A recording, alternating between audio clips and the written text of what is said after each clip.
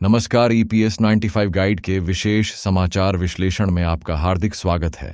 आज हम उस चिंगारी की बात करेंगे जो दिल्ली के जंतर मंतर पर सुलगी और जिसकी तपेश अब संसद के गलियारों से लेकर सत्ता के सर्वोच्च शिखर तक महसूस की जा रही है। यह कहानी है धैर्य, दृढ़ संकल्प और अपने हक के लिए लड़िएच रहे उन लाखों पेंशन भोगियों की जिनकी आवाज अब अनसुनी नहीं रह सकती।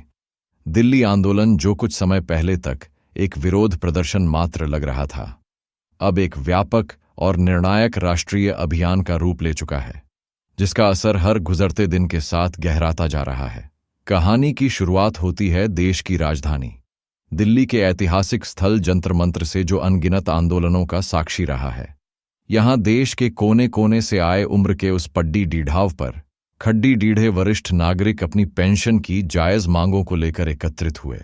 उनकी आंखों में थकान थी, लेकिन हौसलों में कोई कमी नहीं थी। उनकी मांगे कोई भीख नहीं, बल्कि उनके जीवन भर की गाढ़ी कमाई का वह हिस्सा है जो उन्हें सम्मान के साथ जीने का अधिकार देता है। यह आंदोलन, जिसे राष्ट्रीय संघर्ष समिति एनआईसी ने नेतृत्व प्रदान किया, धीरे धीरे अपनी गूंज सत्ता के गलियारों तक पहुंचाने में सफल रहा। इस आंदोलन का सबसे महत्वपूर्ण मुद्दा तब आया जब सांसदों का एक बद्दा वर्ग दलगत राजनीति की सीमाओं को लांघकर इन पेंशन भोगियों के समर्थन में जंतर मंतर पर पहुंचा। यह महज एक औपचारिक उपस्थिति नहीं थी, यह इस बात का संकेत था कि पेंशनरों का मुद्दा अब केवल एक कर्मचारी कल्याण का विषय नहीं, बल्कि एक बड़ा राजनीतिक और मानवीय मुद्दा बन चुका है। जो भी सांसद इन बुजुर्गों के बीच पहुंचे, उन्होंने न केवल इनके दर्द को समझा, बल्कि पुरजोर आश्वासन भी दिया कि वे इस लड़ाई में उनके साथ हैं, और यह आश्वासन खोखला साबित नहीं हुआ।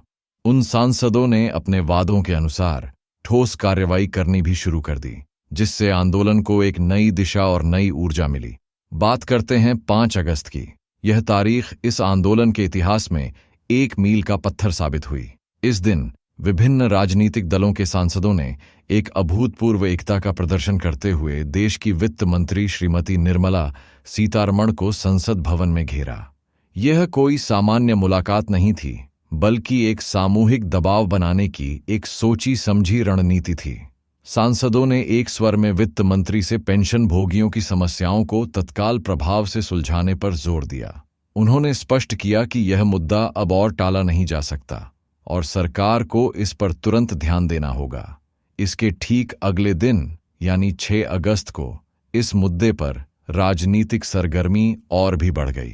विपक्षी दलों के सांसदों ने संसद परिसर में एक बद्ध प्रदर्शन आयोजित किया। हाथों में तख्तियां लिए और नारे लगाते हुए इन सांसदों ने सरकार का ध्यान इस गंभीर मुद्दे की ओर खींचा। इस प्रदर्शन ने यह सुनिश्चित कर दिया कि पेंशनरों की आवाज संसद के भीतर और बाहर दोनों जगहों पर समान शक्ति से गूंजे।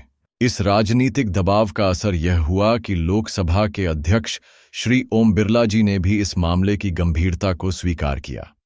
उन्होंने स्वयं यह आश्वासन दिया कि वे पेंशन भोगियों की समस्याओं के संबंध में केंद्रीय श्रम मंत्री से व्यक्तिगत रूप से बात करेंगे और एक समाधान निकालने का प्रयास करेंगे।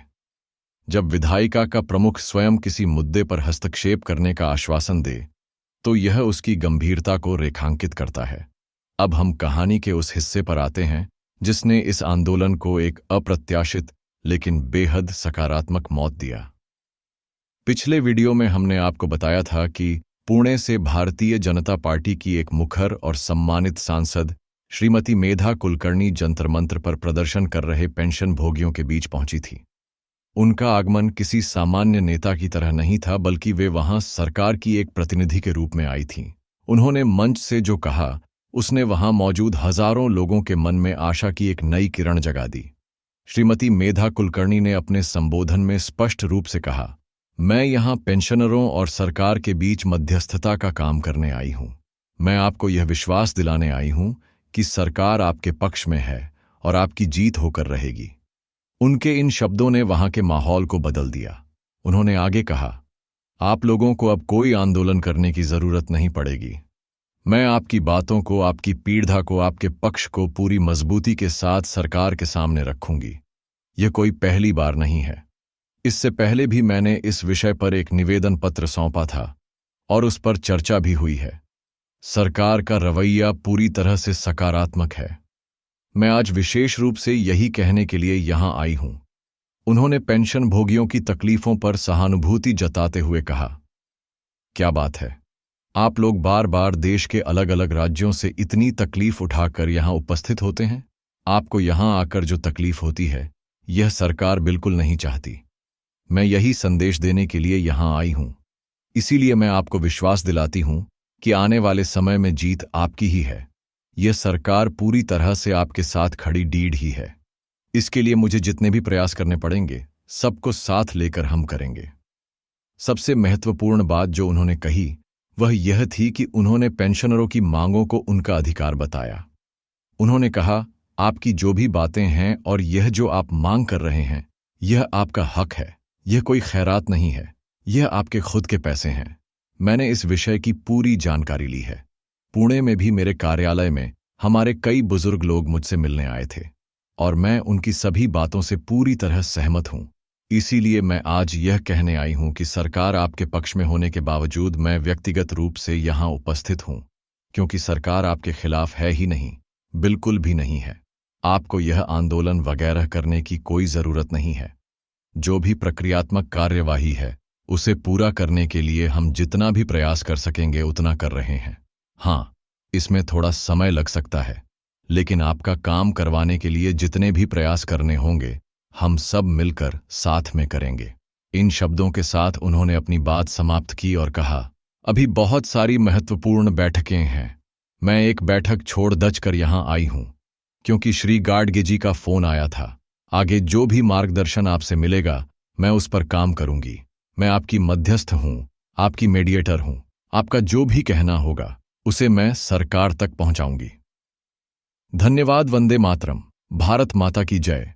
उनके भाषण के बाद वहां मौजूद लोगों का जोश देखने लायक था।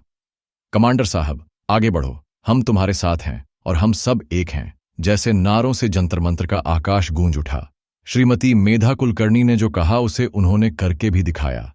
वे केवल शब्दों की जादूगरनी साबित नहीं हुई, बल्कि एक कर्मठ प्रतिनिधि के रूप में उन्होंने अपने वादे पर अमल करना शुरू कर दिया। उन्होंने अपने फेसबुक पेज पर न केवल पेंशन आंदोलन की विस्तृत जानकारी साझा की, बल्कि पेंशन भोगियों की समस्याओं को प्रमुखता से उजागर भी किया। उन्होंने कई वरिष्ठ मंत्रियों को इस आंदोलन की गंभीरता और पेंशनरों की मांगों के औचित्य के बारे में विस्तार से जानकारी दी। इसके बाद 11 अगस्त को सांसद महोदया ने एक महत्वपूर्ण कदम उठाते हुए केंद्रीय श्रम मंत्री श्री मनसुख मांडविया जी से मुलाकात की। यह एक औपचारिक मुलाकात नहीं थी। उन्होंने जंतर मंतर पर हुए आंदोलन की पूरी रिपोर्ट एक विस्तृत फाइल के रूप में मंत्री जी को सौंपी। इस रिपोर्ट में न केवल तथ्य और आंक थे, बल्कि उन्होंने दिल्ली आंदोलन के दौरान खींची गई तस्वीरें और वीडियो भी श्रम मंत्री को दिखाए। इन तस्वीरों और वीडियो का उद्देश्य यह था कि मंत्री जी केवल फाइलों में दर्ज शब्दों को न पढ़ें, बल्कि उन चेहरों को भी देखें, उन भावनाओं को भी महसूस करें जो इस आंदोलन से जुड़ी हैं। इस मुलाकात का परिणाम बेहद सकारात्मक रहा। श्रम मंत्री ने उन्हें आश्वासन दिया कि सरकार इस पूरे मुद्दे पर अत्यंत संवेदनशील है और शीघ्र ही इस पर एक ठोस निर्णय लेकर उसकी घोषणा की जाएगी। श्रीमती मेधा कुलकर्णी का मिशन यही नहीं रुका। इसके ठीक अगले दिन यानी 12 अगस्त को उन्होंने देश की वित्त मंत्री श्रीमती निर्मला सीतारमण से मुलाकात की।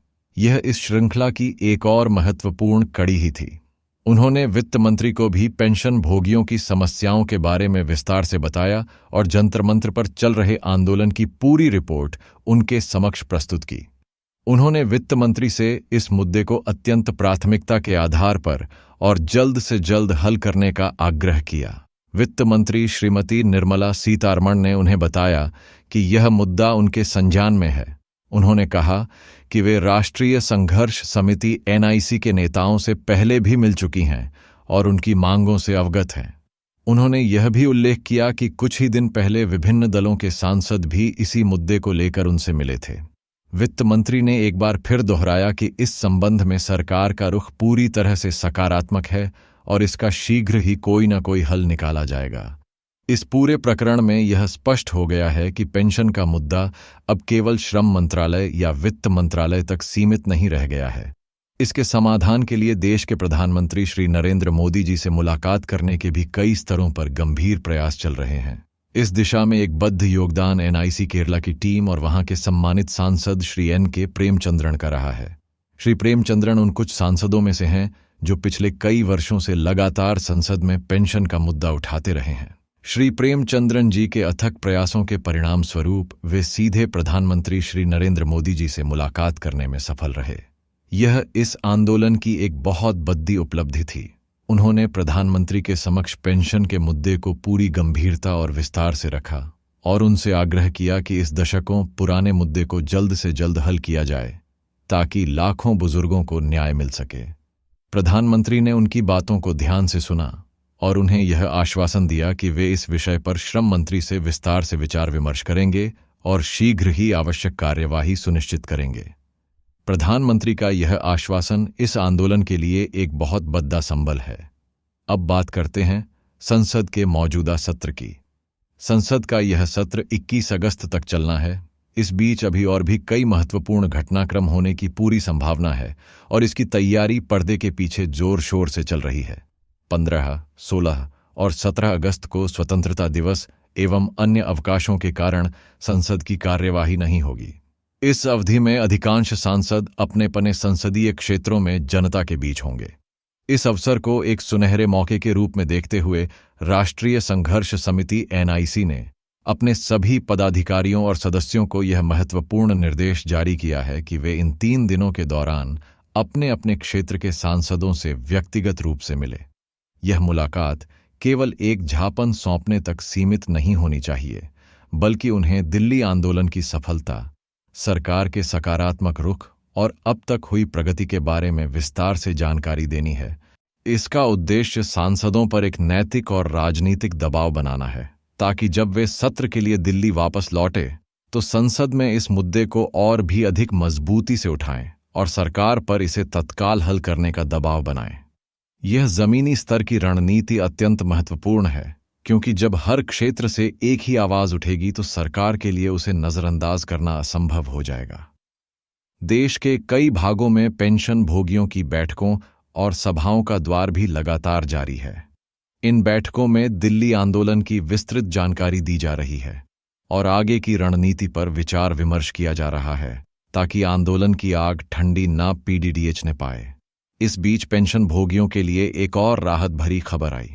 जिन लोगों ने उच्च पेंशन के लिए आवेदन किया था, उनकी डिमांड अमाउंट जमा करने की अंतिम तिथि 31 जुलाई को समाप्त हो गई थी।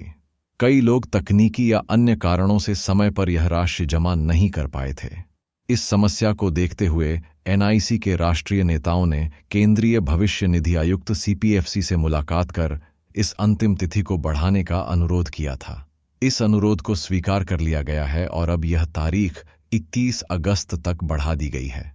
यह उन लोगों के लिए एक बड़ राहत है जो किसी कारणवश चूक गए थे। अंत में एक अत्यंत महत्वपूर्ण चेतावनी, जैसा कि अक्सर होता है जब किसी मुद्दे पर सकारात्मक माहौल बनता है तो कुछ शरारती तत्व उसका फायदा उठाने की कोशिश करते हैं। पिछले कुछ समय से कई यूट्यूब चैनलों और सोशल मीडिया प्लेटफॉर्म्स पर पेंशन बढ़ाने की झूठी और भ्रामक खबरें रोज प्रसारित की जा रही है। इनमें बताया जा रहा है कि पेंशन 3000 या 5000 या 7500 हो गई है। हम आपको पूरी जिम्मेदारी के साथ यह बताना चाहते हैं कि यह सभी खबरें बिल्कुल झूठी हैं और केवल सनसनी फैलाने के लिए बनाई जा रही हैं। कृपया ऐसी किसी भी खबर पर विश्वास ना करें और ना ही उन्हें आगे प्रसारित करें। इस आंदोलन से जुड़ी जो भी प्रामाणिक और सत्य जानकारी होगी, जो भी प्रगति होगी, उसकी ताज़ा और सबसे विश्वसनीय जानकारी आपको पेंशन टेंशन फोरम के इस चैनल के माध्यम से सबसे पहले देने का हमारा प्रयास रहेगा। हम आपको केवल वही बताएंगे जो तथ्यों पर आधारित होगा। तो कुल मिलाकर तस्वीर यह है कि जंतर मंत्र पर बोया गया संघर्ष का बीज अब एक बद्धा वृक्ष बनने की ओर अग्रसर है। सांसदों का समर्थन, सरकार के प्रतिनिधियों का हस्तक्षेप, मंत्रियों के साथ सकारात्मक बैठकें और स्वयं प्रधानमंत्री का आश्वासन, यह सब इस बात का संकेत है कि लाखों पेंशन भोगियों का दशकों का इंतजार अब शायद खत्म होने वाला है। लेकिन लड़ाई अब भी समाप्त नहीं हुई है। यह अंतिम और सबसे महत्वपूर्ण दौर है जहां धैर्य और दबाव दोनों को बनाए रखना होगा। आने वाले कुछ दिन इस आंदोलन की दिशा और दशा तय करने में निर्णायक साबित होंगे। हम उम्मीद करते हैं कि सरकार अपने वादे पर खरी उतरेगी और लाखों बुजुर्गों को वह सम्मान और अधिकार मिलेगा जिसके वे हकदार हैं। EPS 95 गाइड पर इस विस्तृत विश्लेषण में हमारे साथ बने रहने के लिए आपका धन्यवाद। आगे की हर महत्वपूर्ण जानकारी के लिए हमारे साथ जुड़ते रहें।